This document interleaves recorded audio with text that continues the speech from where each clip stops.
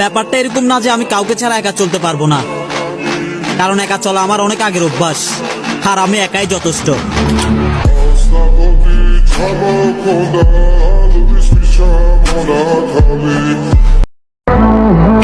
আমাকে নিয়ে যারা সমালোচনা করে তাদেরকে আমার খুব ভালো লাগে, কারণ তারা নিজেদের কথা কম ভাবলেও আমার কথা একটু বেশিই ভাবে।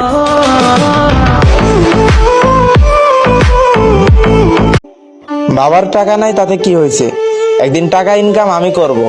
আজকে টাকার জন্য যারা আমাকে ছেড়ে গেছে, ইনশাআল্লাহ একদিন তারা আমার পিছনে ঘুরবো।